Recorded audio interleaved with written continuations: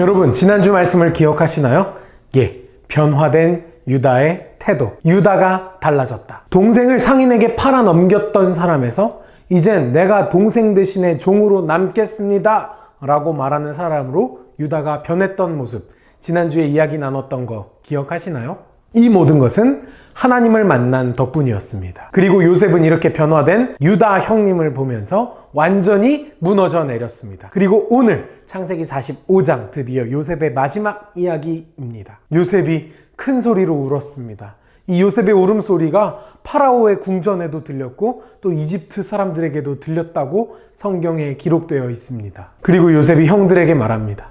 나는 요셉이라. 내 아버지께서 아직 살아 계시니까 형들에게 드디어 자신이 요셉인 것을 밝힌 상황이에요. 형들이 얼마나 무서웠을까요? 벌벌 떨었을 겁니다. 얼어붙었을 겁니다. 내게로 가까이 오소서. 그들이 가까이 가니 이르되 나는 당신들의 아우 요셉이니 당신들이 애굽에 판 자라. 와, 여러분 소름이 쫙 돋지 않습니까? 당신들이 애굽에 판 자라. 형들, 이집트에 팔았던 나 요셉이야 이렇게 말하고 있는 거예요. 형들이 얼마나 무서웠겠습니까? 뭐지? 진짜 요셉인가? 뭐야? 진짜 요셉이라고?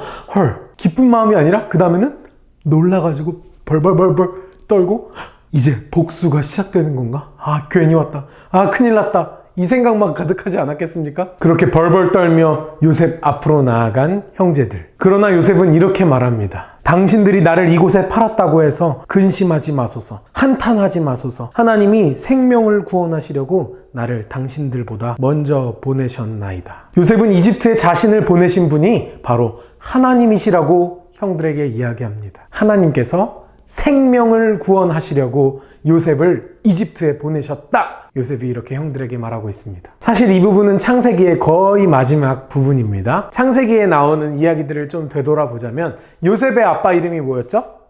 야곱. 야곱의 아빠 이름이 뭐였죠? 이삭. 이삭의 아빠 이름이 뭐였죠?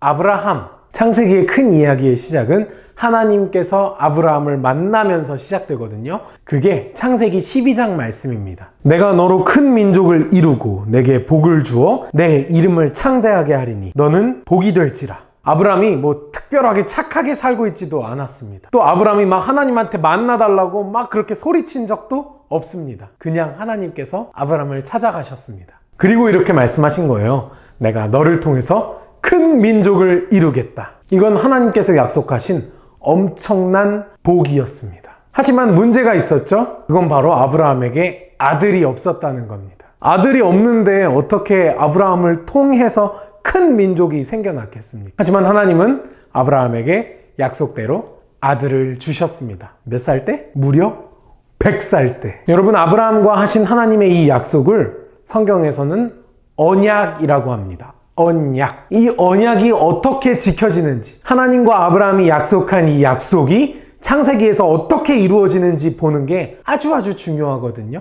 근데 창세기에 등장하는 이야기들을 하나하나 보면 이 약속들이 너무 아슬아슬하게 지켜집니다. 아슬아슬하게. 아브라함은 이삭을 몇 살에 낳았다고요? 100살에 낳았습니다. 그래도 이 아들 하나 낳았으니까 이 아들을 통해서 많은 민족들이 생겨나겠구나 라고 생각을 하시겠죠? 근데 이삭이 여러분 몇 살에 결혼하는지 아세요? 40살에 합니다. 40살. 엄청 늦게 한 거예요. 왜냐면 당시에는 결혼을 정말 빨리 했기 때문이죠. 이삭이 결혼을 늦게 해가지고 이삭이 아이들을 낳는데 걸린 시간이 얼마인 줄 아세요? 무려 또 20년. 이삭이 처음으로 아이를 낳은 게 60살 때였습니다. 근데 또 뭐 다행인지는 모르겠지만 쌍둥이가 나왔어요. 쌍둥이. 바로 에서와 야곱이죠. 요셉의 아버지 야곱이 바로 이삭의 쌍둥이 아들 중에 하나였습니다. 네, 쌍둥이가 나왔으니까 이제 그래, 큰 민족 이루어지겠구나 했을 텐데 여러분, 아브라함은 손자 야곱과 에서가 태어나는 것만 보고 하나님의 부르심을 받아 하나님 나라로 가버립니다. 죽습니다. 여러분, 분명히 아브라함과 하나님이 이렇게 약속을 하셨잖아요. 내가 너를 통해서 큰 민족을 이룰 것이다. 근데 아브라함이 하나님 나라에 가기 전까지 약속이 이루어지는 걸 어디까지 봤냐면 이삭 태어나고 또 손주 야곱과 에서 태어난 거, 이 셋 태어나는 거 보고 갔습니다. 도대체 하나님의 약속 어떻게 얼마나 오래 걸려서 이루어지는 것인지 여러분 상상이나 되십니까? 뭐 어쨌든 이삭의 쌍둥이 아들부터 이제 큰 민족 이루면 되겠죠? 여러분도 알다시피 야곱은 아들을 몇 명 낳았습니까? 네, 12명이나 나왔습니다. 12명. 와우, 이제 12명으로부터 큰 민족이 이루어지겠구나. 여러분 상상하실 수 있겠죠? 그런데 어떻게 됐습니까? 11번째 아들 요셉, 형제들 사이의 시기와 질투로 인해서 집안에서 나가게 됩니다. 도대체 이 큰 민족 이루어지는 거 언제 볼 수 있습니까? 그 약속 어떻게 이루어지고 있는 겁니까? 그 약속 이루어지긴 하는 겁니까? 그 약속 지켜지긴 하는 겁니까? 창세기 전체에 등장하는 사건들을 하나하나 보자면 아브라함과 하나님께서 하신 약속이 도대체 어떻게 이루어지는 건지, 이루어지긴 하는 건지 의심이 들기도 합니다. 여러분, 야곱의 가족만 봐도 그렇지 않습니까? 형제들끼리 싸우고 한 명은 쫓겨나고, 또 우리가 이야기에서 다루진 않았지만 야곱의 형제들이 아주 난리 법석입니다. 아버지 야곱의 마음을 얼마나 힘들게 했는지 몰라요. 도대체 이게 하나님의 약속이 이루어지는 가족이 맞는 걸까? 아브라함과 하신 약속이 아직도 유효하긴 한 걸까? 도통 하나님의 복이 가득한 집으로 보이지도 않고 하나님의 약속이 이루어지는 가족 같지도 않아 보입니다. 그런데 한 발자국 떨어져서 바라보니 하나님은 창세기에 등장하는 모든 사람들의 모든 상황을 사용하셔서 하나님의 약속을 이루어가고 계셨습니다. 할렐루야. 물론 요셉이 이집트에 팔려간 것은 형들의 시기와 질투 때문이었습니다. 하지만 요셉의 이 고통스러운 상황 속에서도 하나님께서는 요셉을 통해 일하고 계셨고 아브라함과 하셨던 그 약속을 지키고 계셨고 이루어가고 계셨습니다. 하나님이 큰 구원으로 당신들의 생명을 보존하고 당신들의 후손을 세상에 두시려고 나를 당신들보다 먼저 보내셨나니 그런즉 나를 이리로 보낸 이는 당신들이 아니요 하나님이시라. 요셉에겐 분명히 보이기 시작했습니다. 하나님께서 모든 순간 함께 계셨고 그 모든 순간을 하나님께서 이끌어 가셨다는 것을 요셉은 보고 있었고 알고 있었습니다. 여러분, 사람이 대략 80살까지 산다고 생각할 때 하나님께서 그 사람을 언제 특별히 더 사용하실까요? 1번 어린이 때, 2번 청소년 때, 3번 청년 때, 4번 어른이 되면, 5번 죽기 직전에 노인이 되면. 여러분 몇 번일까요? 한번 맞춰보세요. 정답은 태어날 때부터 죽을 때까지, 하나님 나라에 갈 때까지 그 모든 순간을 하나님께서 특별히 사용하십니다. 특별히. 하나님께서는 인생 전체를 다 사용하십니다. 아직 때가 되지 않았어. 내가 기다리고 참다 보면 하나님이 계획하신 때가 되면 하나님께서 나를 사용하실 거야. 땡입니다.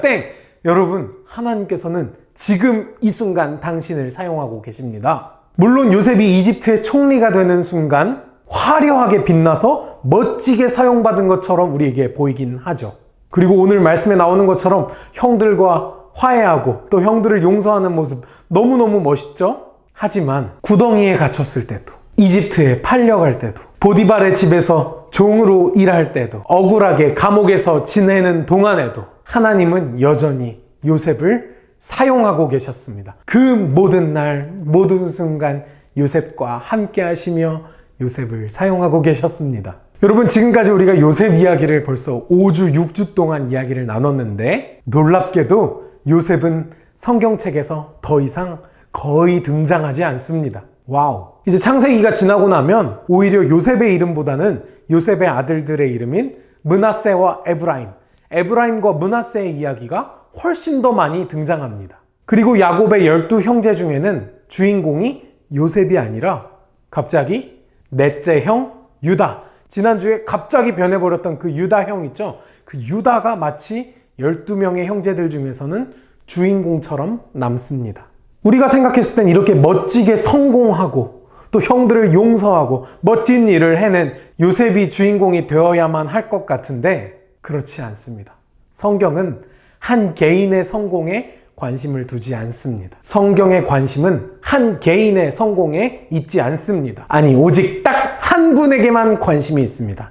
그것은 바로 우리 예수 그리스도이십니다. 할렐루야. 여러분, 오늘 지금 하나님께서 여러분을 사용하고 계십니다. 여러분, 오늘 지금 하나님께서 여러분과 함께 하시며 여러분을 사용하고 계십니다. 요즘 어떻게 지내시나요? 시험을 잘 봐서 행복하신가요? 친구들과 관계가 아주 좋아서 즐거우신가요? 하나님께서 당신을 그 순간 사용하고 계십니다. 하나님께서 그 순간 당신과 함께하고 계십니다. 여러분 어떻게 지내시나요 또? 온라인 수업으로 힘든가요? 학원을 오가는 게 너무너무 힘든가요? 그 순간에도 하나님이 당신과 함께 하십니다. 그 순간에 하나님께서 당신을 사용하십니다. 요셉이 태어날 때부터 하나님 나라에 이르는 그날까지 요셉과 함께 하시고 그 모든 날 모든 순간 요셉을 사용하셨던 것처럼 하나님께서 여러분과 함께 하시고 여러분을 사용하고 계신 줄 믿으시기 바랍니다. 하나님의 약속은 영원히 변하지 않으며 반드시 지켜질 약속입니다.